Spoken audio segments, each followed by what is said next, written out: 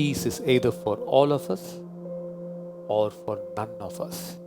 Humanity cannot find peace while other living beings suffer, because every living being is interconnected in the single fabric called life. When you awaken to this experience of oneness with the trees and the animals, your hearts open up to the greater intelligence of the universe. For this, you must realize that the earth belongs to all life. Did you know that each time you inhale, the whole earth is involved in the process of your breathing? Breath does not originate in our lungs, and we all know this. But how many of us actually look beyond our body each time we inhaled, appreciated the tree that breathes for us, or feel grateful to the rivers that support the tree? That is why Mother Earth is the life giver. She literally is our mother, our biological mother. If life is worth being celebrated, then life giver should be celebrated even more. What's the celebration we are talking about? It's not the ritualistic act of celebration, but heartfelt appreciation and a state of gratitude that arises from the knowing of one's inseparability from Mother Nature.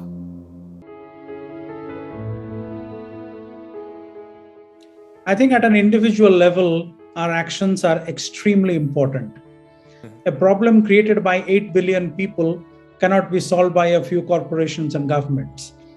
We have to take responsibility at 3 levels. At the personal level, we need to question everything we do. The moment we leave a room, are we flipping that switch? Because if we don't need that light anymore. If a tap is running, are we really using the water, or are we just letting it go to waste? Are we accumulating too many of personal belongings more than we need? These are questions we need to ask ourselves. And every action matters. Secondly, in terms of community, there's no one any more or any less.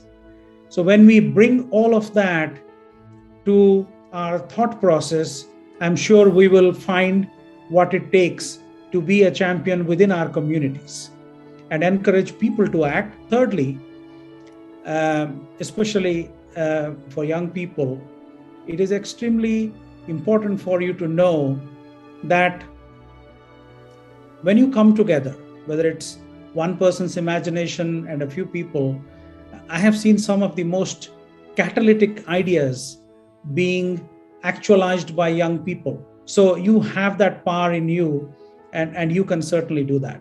Now, as for governments, the governments have been in a conversation for too long.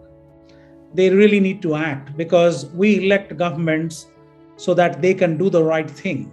They can think for us. Of course, we vote for them every few years, and we put them in office so that they can carry the essence of the wisdom of the community. So I think that's the true message to governments, that we need to show enlightened leadership, we need to act, and we need to act now.